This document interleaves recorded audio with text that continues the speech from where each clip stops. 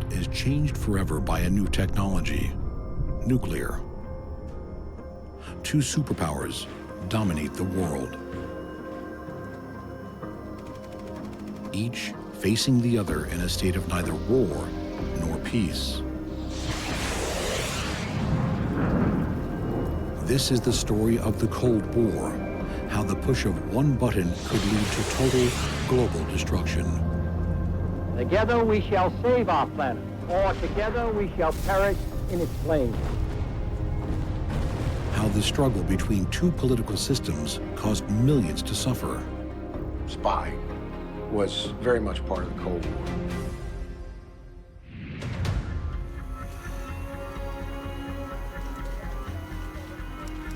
And how a world was created which lived in constant fear. Mad world, mutually assured destruction. In this episode, a hydrogen bomb 1,000 times more destructive than the first atomic bomb. The shockwaves of the world's first H-bomb rushed towards the onlookers, and spellbound they watched something never seen before. Because it was the cornerstone of mutually assured destruction. A new war brings the world to the brink. The unexpected entry of 300,000 Red Chinese across the Manchurian border may well precipitate World War III. Western countries join forces against the USSR. If one NATO nation is attacked, it is, in effect, declaring war on the whole of NATO. And no one trusts anyone.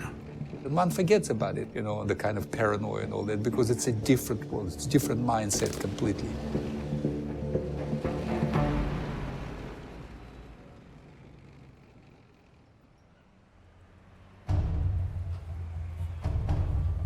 Summer 1949. The USA is the only country in the world in possession of the atomic bomb. Each one can vaporize over 70,000 people. The USSR has the largest armed forces in the world. Many believe they plan to use them to expand their territory. I must not conceal from you tonight the truth as I see it. It is certain that Europe would have been communized like Czechoslovakia and London under bombardment some time ago, but for the deterrent of the atomic bomb in the hands of the United States. You know, competitive advantage is a very difficult thing to keep, whether it's a business, a person, country. The atomic bomb makes the West feel safe. That secure feeling is about to be blown away. The stunning news has the atom bomb and has exploded it bursts on America. Russia's first bomb is codenamed First Lightning. It is detonated on the 29th of August, 1949, in what is now Kazakhstan.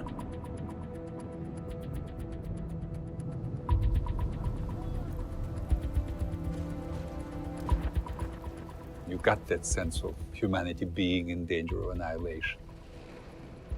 Stalin knew about it.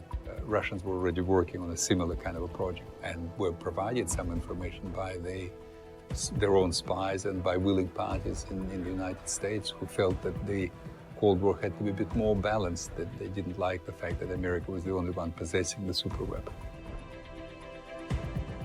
It may well have taken them another 5 or 10 years to develop that capability on their own. Now Russia has the secret. It was, of course, inevitable, but President Truman's announcement came as a bit of a shock to many of us. People in the West are chilled by the news of the Soviet bomb. Their cities are now under the shadow of this horrific weapon. One immediate effect of the announcement of Russia's atom blast is to tighten security regulations at all atom installations.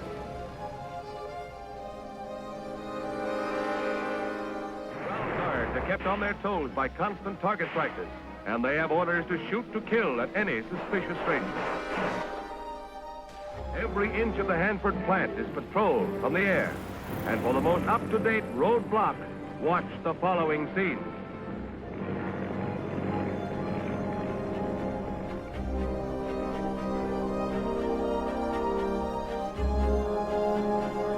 Now the Soviets have the bomb.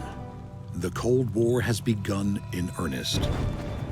Both sides have the means to destroy entire cities with one stroke. It was the cornerstone of mutually assured destruction.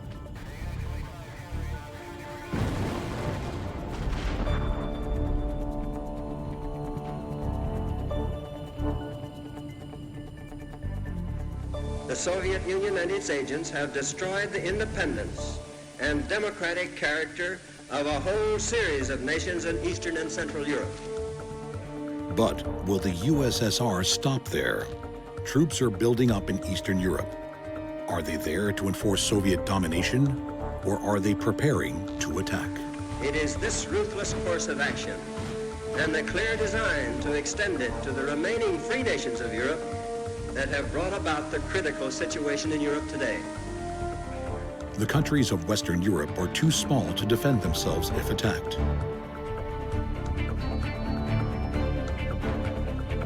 A pact is drawn up to use U.S. military might to protect Western Europe. Representatives of Europe's anti-communist nations recently met Mr. Atchison, America's Secretary of State, to discuss military aspects of the North Atlantic Pact in Washington. NATO vital. It had various clauses, and Clause 4 stated if one NATO nation is attacked, it is, in effect, declaring war on the whole of NATO, and all of NATO countries will come to the defense of that country and deter the aggressor. 12 nations sign NATO, the North Atlantic Treaty Organization. In Washington, the signing ceremony of the North Atlantic Treaty was inaugurated by Secretary of State Dean Acheson.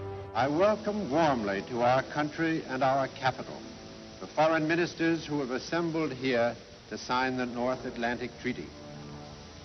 Our peoples do not want war and do not glorify war, but they will not shrink from it if aggression is threatened.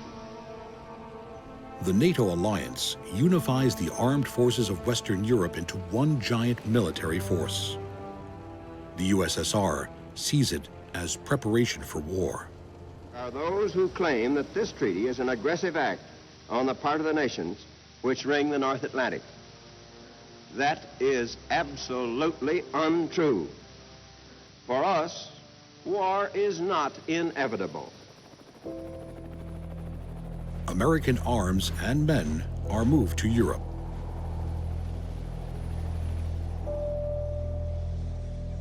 We had to work on their territory, so there was greater cooperation. And in general, it was a good countermeasure to the superiority of weapons and people that the Soviet Warsaw Pact had. The Soviet Union and the Warsaw Pact forces were not happy about NATO. They would have preferred NATO was not as strong or as united. Britain, France, and their allies now have access to the latest in American military technology. Here's an enlarged 16mm film of an ejector seat demonstration by the American Air Force. The fast speeds at which jet planes now travel make ordinary bailing out impractical. The Americans call this Tarzan the Bullseye bomb. Although at first sight it may look like any other blockbuster, you'll soon see how it differs as a B-29 Superfort takes it up for target practice. The bomb, in fact, is a radio-directed missile. Watch it on the way down and you'll see it move over to the right in response to remote control. But will it hit the bullseye? Yes, there's absolutely no doubt about that. It's right on the beam.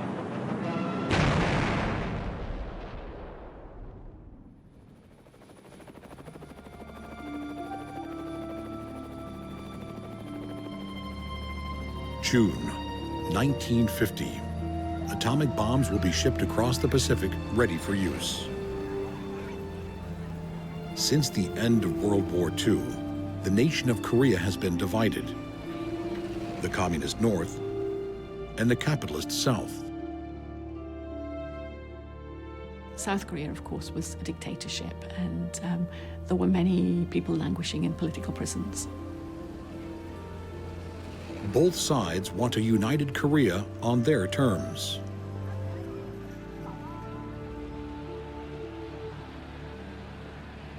There'd been lots of saber rattling on both sides. So both the North had been, threatening to invade, and the South had also been, threatening to march to Pyongyang and so on. South Korean villages awoke to a world suddenly filled with noise and flames. The communists, made bold by months of small-scale raiding across the 38th parallel, had finally launched their undeclared, all-out war of conflict. The North is allied with the Soviet Union. Pro-USA South Korea is caught unprepared. Soldiers of the South Korean army are here seen on their way to the front. Hopelessly equipped against the Russian-armed northern communists, they fought a delaying action as best they could.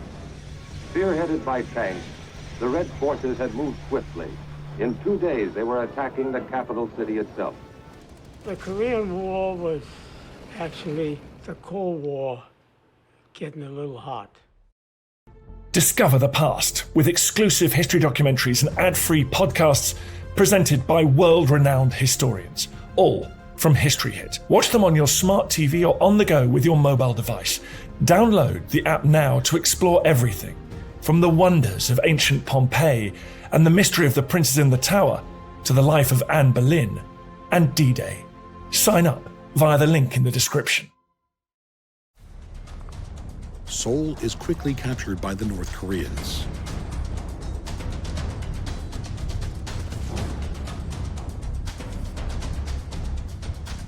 The United Nations is not even 5 years old, but it responds immediately. Within 2 days, the order goes out to send UN troops into Korea. A United Nations force was created, although it was very much directed by the United States. UN involvement was critical because it gave us legitimacy. The peoples of the free world, acting under the United Nations, have given their answer, and the United States, in a swift, bold decision, has already gone into action. So the United Nations actually, very soon after its creation, becomes a combatant in a war. It's not in a peacekeeping role, it's actually on one side in the war. And that has very long-term implication. Throughout the free world, these moves to halt the Reds are welcomed, whatever the consequences. Despite the bravado, the United Nations frontline troops are dangerously undersupplied. We were not prepared. We found ourselves outmaneuvered, out-equipped. But soon, more troops from across the globe arrive. The British were the first United Nations troops to reinforce the Americans. They go to play their very important part in the latest battle against communist domination. My elder brother fought in the Korean War as a national service soldier. But he doesn't say much about it because it was real hell.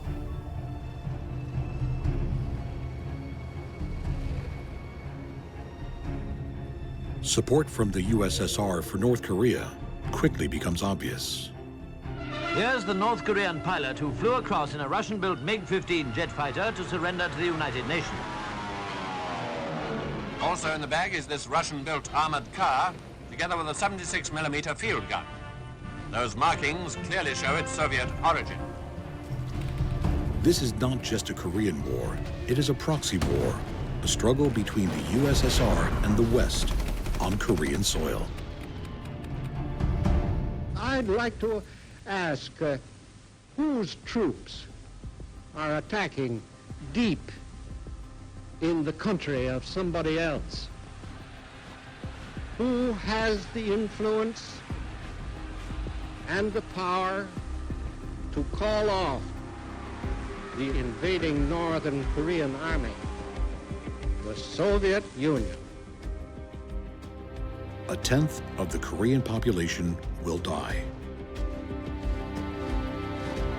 Soldiers from 16 UN member countries will serve, from the UK and Canada to Turkey Thailand, and the Philippines.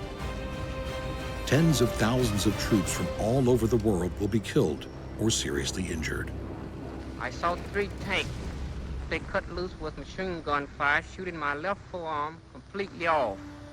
I fell on the ground and was trying to crawl away when I noticed one of the red crawl out of his tank and came up over me and fired 3 shots down at my chest, and which one of them came out in the front.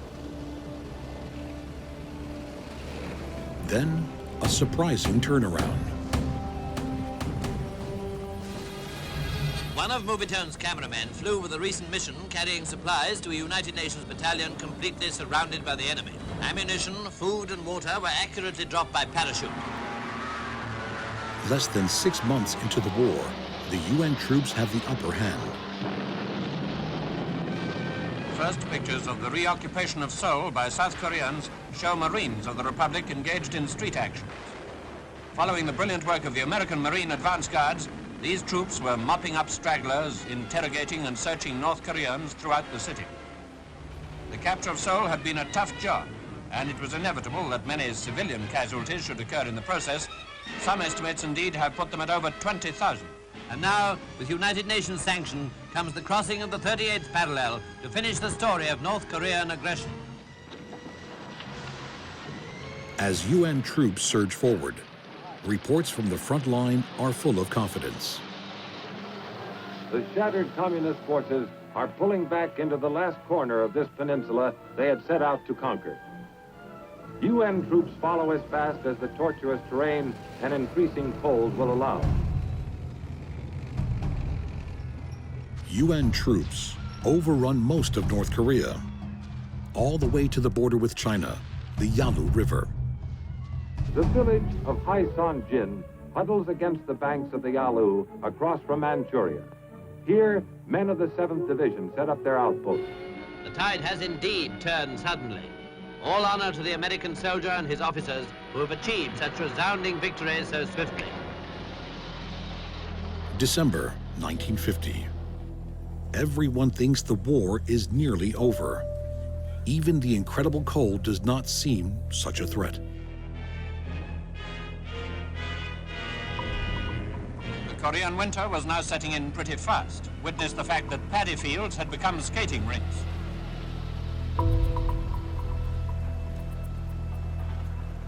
But the threat to these soldiers, Korea, and the entire safety of the world is building on the horizon. The next move will take the world to the edge of nuclear war.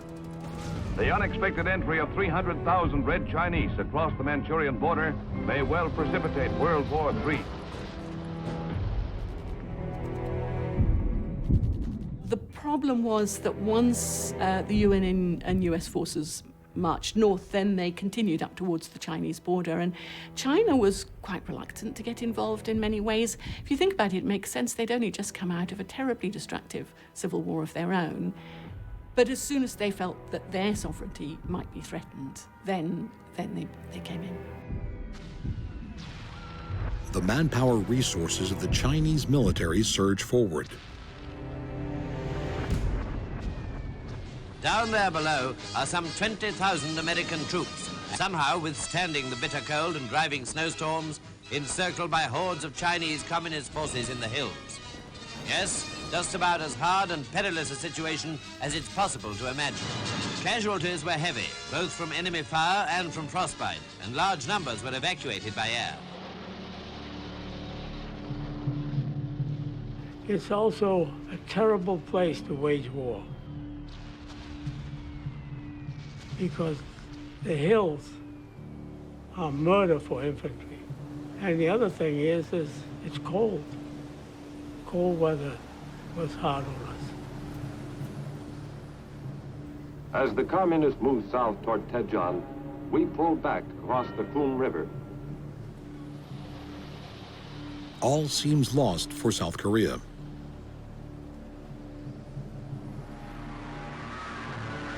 Despite the support from fighter planes, the UN forces make a costly retreat. The 29th Brigade took the main shock of the Chinese offensive at the end of April. and the stand of the Gloucesters and the mortar troop saved the situation. Only about 50 of the battalion got back out of 600.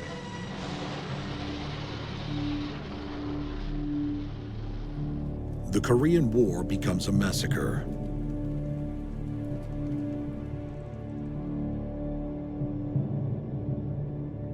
And not just for the military.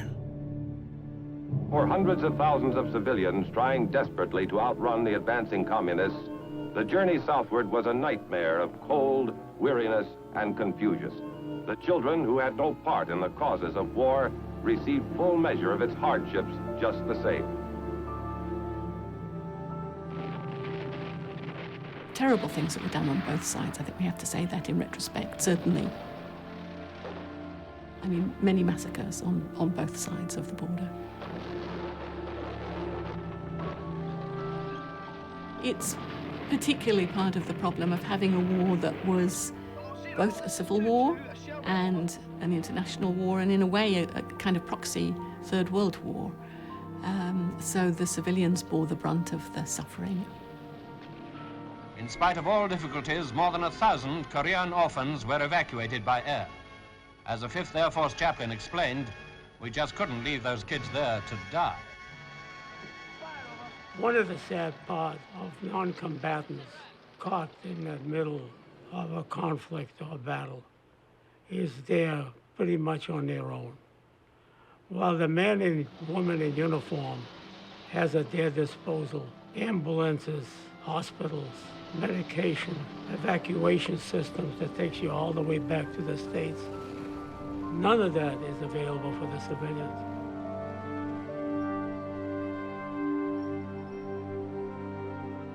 Once you decide to go to war, that is one of the problems that you will have to face with. Many civilians will die. Something has to be done. Something drastic. We are fighting to keep the forces of communist aggression from making a slave state out of Korea. We are building up our strength in concert with other free nations to meet the danger of aggression that has been turned loose on the world. The strength of the free nations is the world's best hope of peace.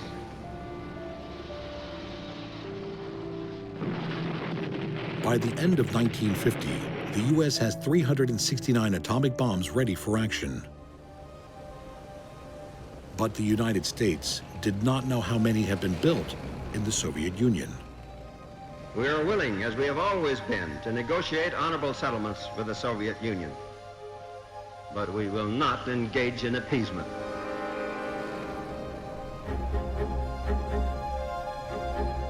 While most people in the West are celebrating Christmas, President Truman has a terrible dilemma. Should the destructive power of nuclear weapons prevent their use? Or has the time come when military necessity takes precedent? The President has stated that the use of the atomic bomb is being considered to halt the communist onrush inspired by Russia. Where the stakes are very high, nuclear weapons are part of the considerations. It was just a choreographed situation that was possibly spinning out of control.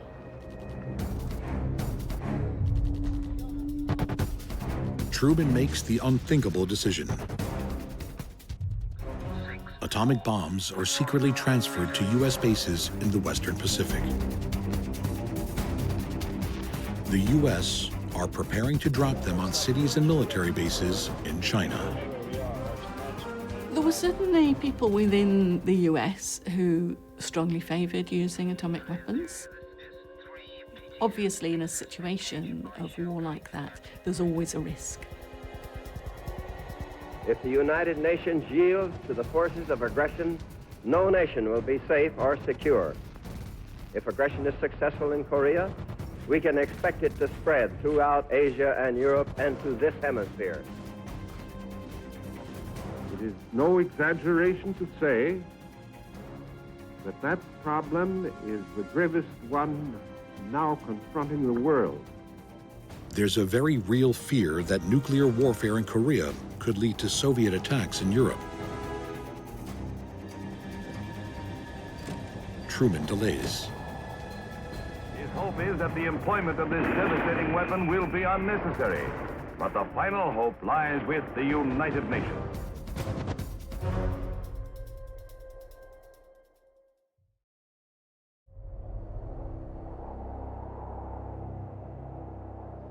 As war in Korea rages, questions are asked. How did the Soviets get hold of the atomic secret? Morton Sobel, a principal in America's first atomic spy trial, leaves New York's federal court. The unseen war of spying and counter-spying, which goes on all the time. It's a war that sometimes pops up in the public and sometimes doesn't, but it's a very important part of a nation's preparedness for defending its independence. Spies. The undercover world of deception and double agents is the battleground of the Cold War.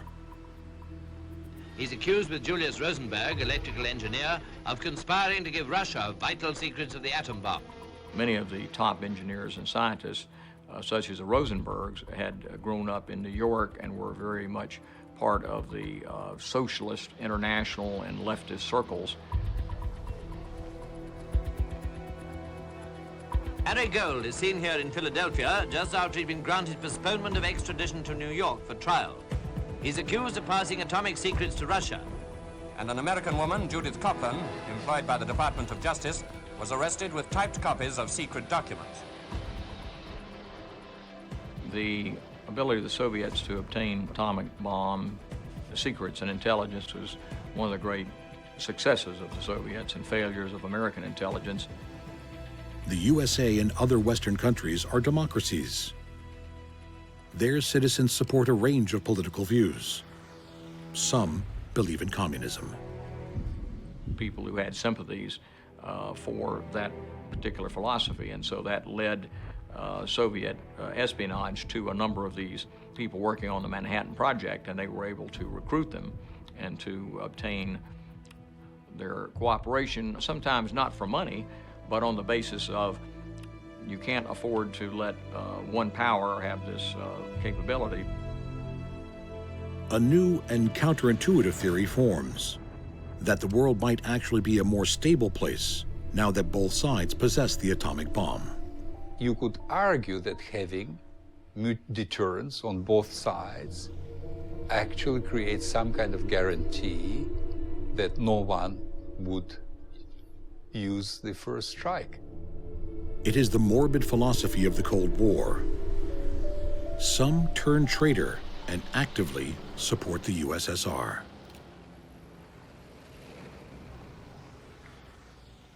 An obligation of every communist, a duty of any communist was to contribute to the world revolution, to turning the whole world into a socialist world. Russians would kind of stick to bread and butter spying techniques, such as honey traps, women, money, drugs. Then, shocking betrayal in Britain. It was in May 1951 that a worldwide sensation was caused by the sudden disappearance of the missing diplomats, as they came to be called. These diplomats are Guy Burgess and Donald Maclean, two of what later emerge as the famous Cambridge Five ring of spies. Burgess and McLean defected.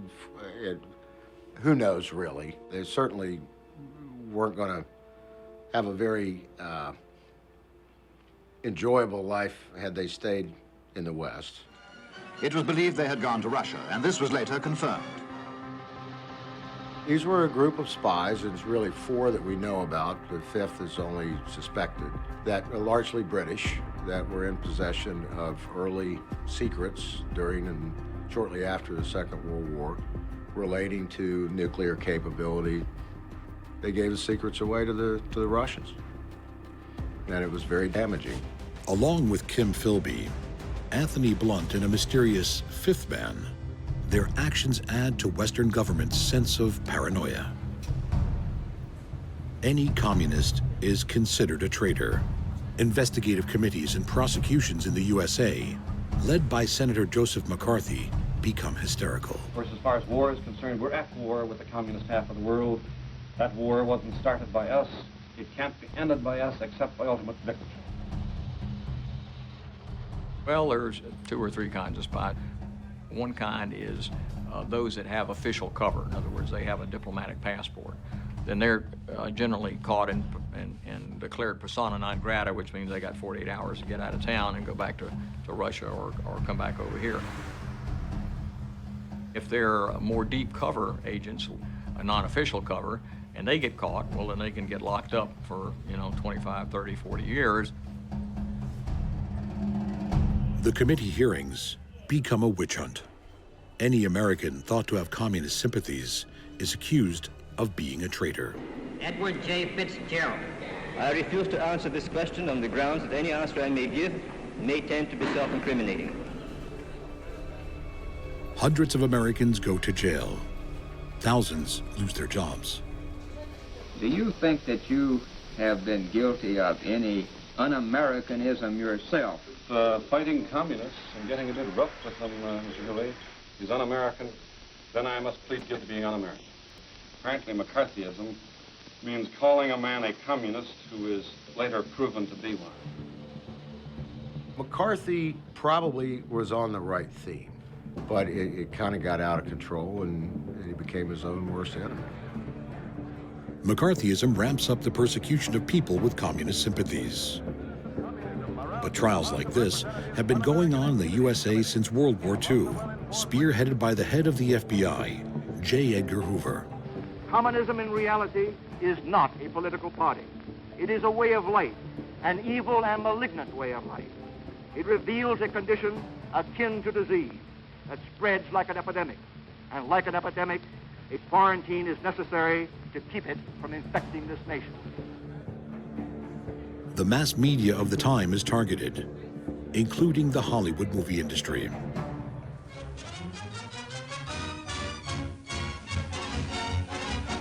Investigating alleged communism in Hollywood, the Washington Committee on Un-American Activities has been hearing the testimony of prominent film personalities. Question is, have you ever been a member of the Communist Party? I'm framing my answer in the only way in which any American citizen can frame his then answer you denied, to a question then which you, invades his, absolutely invades Then his you right. denied, you refused to answer that question. Is that correct? I have told you that I will offer my beliefs, my affiliations. Stand away from the stand. Fight for the Bill of Rights, which you are Officer, trying to take destroy. this man away from the stand.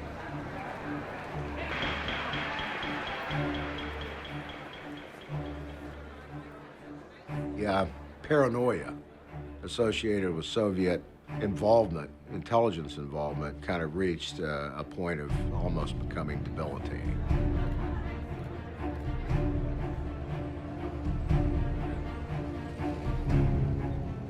In Korea, the Red Chinese have driven UN forces into full retreat. Then, the Chinese advance in Korea comes to a sudden halt. They have outrun their supply lines. The Soviet Union was supposed to be supplying them with weapons, but the Chinese apparently were very discontented with the supply that was coming from the Soviet Union. There are stories of people in the Chinese People's Volunteers sharing a gun between them or having ancient weapons that didn't work properly. Truman holds fire with his atomic weapons. The world lets out a long sigh of relief.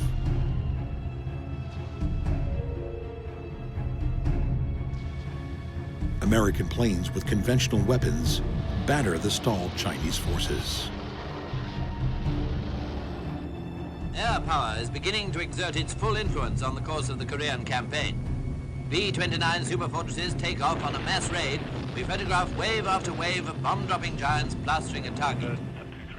The bombing raids on the North Korean cities were carried out using firebombing and napalm attacks. And these caused huge damage. A lot of the houses were very poorly built. They had, thatch roofs, and so they burnt very easily. Much of Korea is almost bombed into oblivion. concentrated air offensive since Normandy.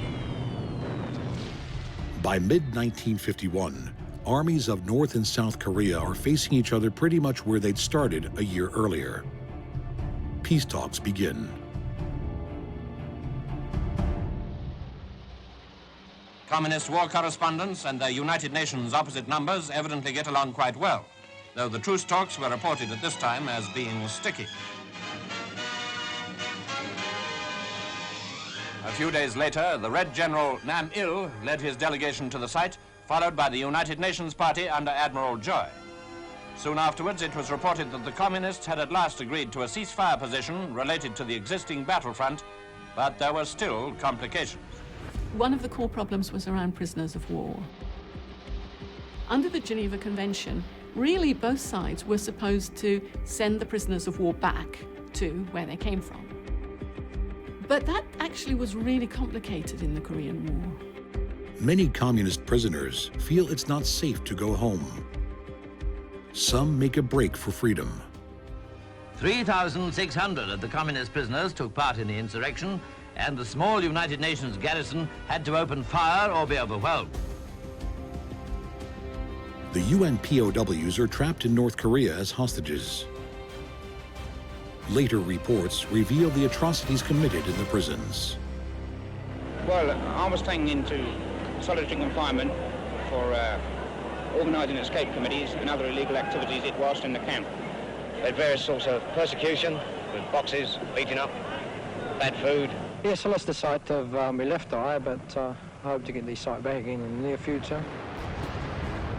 Meanwhile, at the front, the carnage goes on. While the Red negotiators try by every means to hold up the talks, men of both sides are dying in the battle areas. The elephant in the room is Stalin. He presses the Chinese to keep the war going so he can study the weapons and techniques of his Cold War enemies. It's certainly clear that the Soviet Union took a very instrumentalist view of the Korean War. They were going to play it in the way that served their own interests best. Now for a duel between a Panther, an American naval fighter, and a Russian-built MiG-15. First pictures of this Soviet jet fighter with swept-back wings, and it's the first time such a high-speed jet battle has been shown on the screen. Nobody knew this at the time, but many of the MiG fighter pilots are not North Korean or Chinese. They are Russian.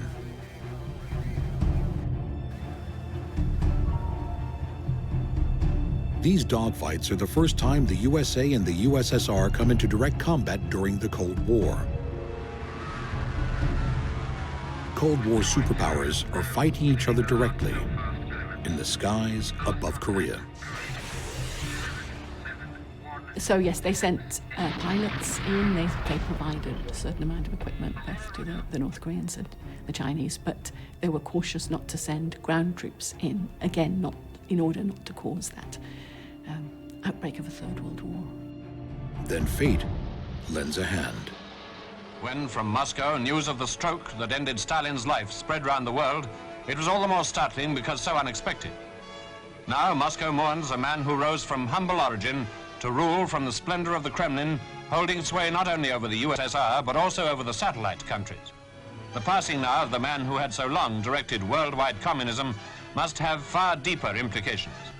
There may be small reason to believe in a favorable change of Soviet policy, but it is always right to hope. Stalin's successor is Georgy Malenkov, a man not known for his good nature. Against all expectations, Malenkov breaks the deadlock. Despite intransigence from South Korea, he moves to convince China and North Korea to end the war. In July 1953, an armistice is signed. The South Korean government was actually opposed even to signing an armistice at the end of the war. So the armistice was signed by the US, but not actually by the South Korean government. It's one of the real sticking points to solving the problems on the Korean Peninsula today. In accordance with the truce agreement, the opposing forces now pulled back from one another. The open ground left between was to become the demilitarized zone, or DMZ. There was excitement, but little rejoicing. We have stopped the shooting. That means much to the fighting men and their families. And it will allow some of the grievous wounds of Korea to heal. Therefore, I am thankful.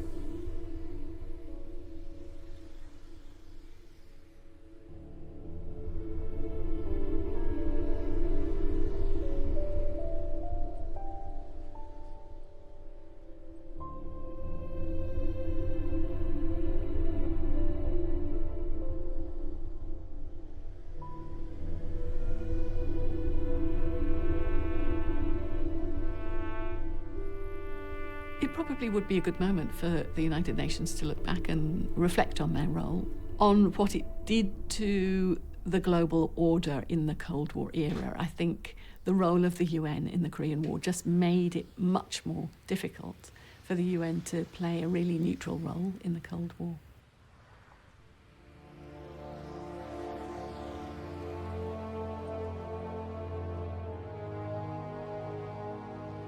April 1954. In less than a minute, you will see the most powerful explosion ever witnessed by human eyes. The atomic bombs dropped on Japan in 1945 were just the beginning. Since then, the USA has been developing a weapon 1,000 times more powerful. This is the first full-scale test of a hydrogen device. If the reaction goes, we're in the thermonuclear era. The hydrogen bomb is so terrifying, even the people who worked on it question its use.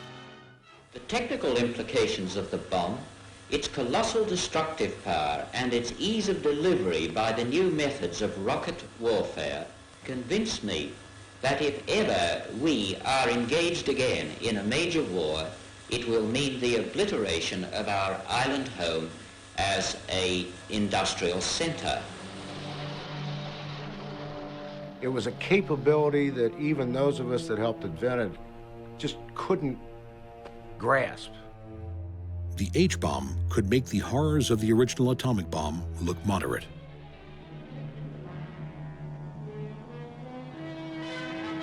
The Pacific is the chosen proving ground for the United States H-bomb experiment, here amid vast ocean spaces far from human habitation. The scene is Eniwetok Atoll, a remote chain of coral islands about to take the shattering impact of the colossal detonation. Elutalab Island was the actual site, and around the shed which housed the H-bomb weapon, all sorts of measuring devices were set up.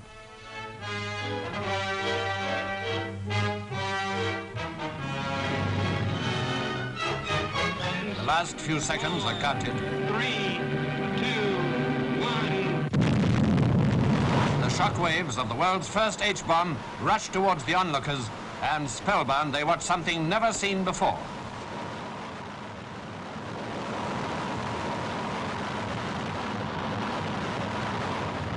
Fantastic in its form and in its power, a frantic addition to the arsenal of arms. The nuclear weapons are very necessary. Unfortunately, they should be very unnecessary, but it's like the genie's out of the bottle. The hydrogen bomb is the result of fusion, the incredible release of energy when atoms are split and fused together in stages.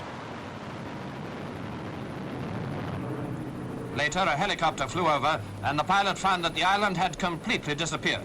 Nothing there but water and a deep crater. Other islands of the atoll were stripped and scorched, everything on them withered or melted by the blast.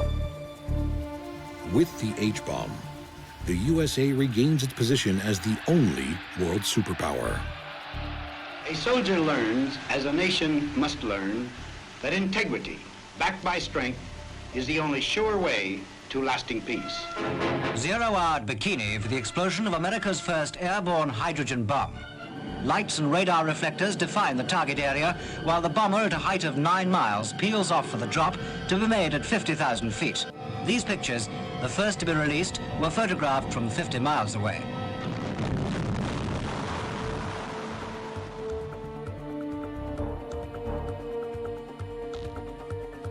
The Americans are not just winning the arms race. They can instantly wipe the USSR from the map. All of the now 14 NATO countries are protected by the U.S. nuclear umbrella, but the feeling of security is short-lived. I may say this, members of the Congress, be careful above all things, therefore, not to let go of the atomic weapon until you are sure, and more than sure, that other means of preserving peace are in your hands. Churchill and Eisenhower do not know the H-bomb secret is already out. The USSR has tested a small hydrogen bomb.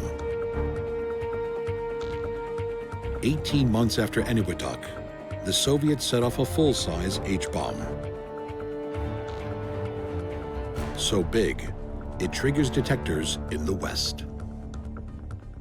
The largest detonation we ever had of a hydrogen bomb, the Soviets pulled off, I think it was almost 100 megatons. You know, that's 10,000 times more powerful than one of the bombs used in World War II. So the scale of the thing just got out of control. News reports across the globe are horrified by the effects of the H-bomb if dropped on human populations. Here's another comparison. The explosion measured about 3¼ miles in diameter.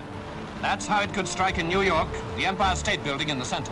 Any capital city could have its center devastated. There was almost an expectation that it was inevitable. We just lived every day with an expectation that it was only a matter of time. A war fought with these weapons is not a winnable war. But an Italian sculptor who makes cartoons with masks has evidently dreamt up a happy ending to the whole story. Mr. Eisenhower and Mr. Malenkov, he implies, next produce the master weapon, the H-bomb. It will be a war that would wipe out most life on the planet. By 1955, East and West have reached a stage when a nuclear war might result in mutually assured destruction, M.A.D.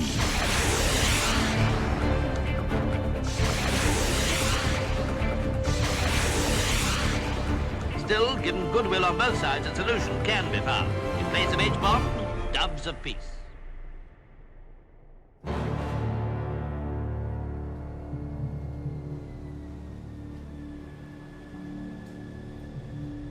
February 1960, a major espionage operation is exposed.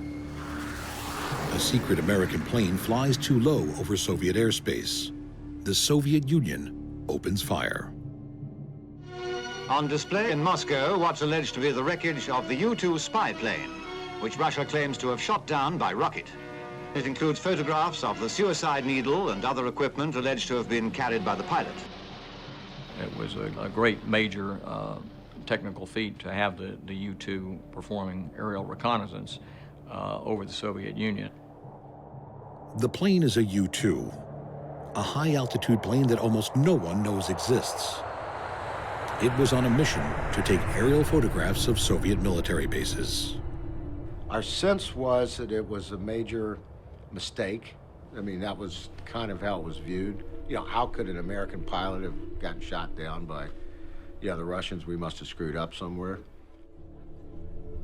The shoot down was a very great victory for the Soviet Union. The apparent killing of 4 of its crew members and the imprisonment of 2 others on trumped-up spy charges is a shocking affront to the right of all nations. The maximum sentence for spying is execution. The Cold War becomes very personal. It's the Hall of Columns in Moscow, scene of many a previous Russian trial. And now, Francis Gary Powers, pilot of the American U-2 spy plane shot down over Russia, faced the judges with composure. He behaved with dignity throughout his ordeal, though his life was possibly at stake. Being sentenced to death for spying, I think, was, in retrospect, I think was likely. I think the Soviets were, looking to make a statement. Here is Captain Powers, seen in a home movie film taken some time ago. Gary's wife and parents were in court for most of the time, a terrible ordeal for them naturally. The public trial is designed to humiliate the USA. The plain truth is this. When a nation needs intelligence activity, there is no time when vigilance can be relaxed. It was in the prosecution of one of these intelligence programs that the widely publicized U-2 incident occurred. The sentence, 10 years. It was sad, quite frankly, that America had one of their airmen come into harm's way in this fashion. It was also sad for the country, and you could sense this, being embarrassed, politically like that. Both sides are neck and neck in the arms race that defines the Cold War. Next time on Mad World, revolution flares up on both sides of the Atlantic. Established a communist satellite right on the doorstep of the United States. There was a sense of excitement, a sense that there was something really important happening. Revolutionaries refused to surrender, so they went in and crushed it. Leaving their parents, these two little boys reached the Austrian border, alone and half-starved. The Soviet Union leaps ahead in the arms race. And round the globe at 18,000 miles an hour, bleeping to Moscow and the world. Awesome capabilities. But then you realize their purpose is destruction. And Western Europe prepares for nuclear war. At a pre-calculated point, we'd pull up into a 3G half loop and at 45 degrees release the weapon. You prepare for the worst and hope for the best.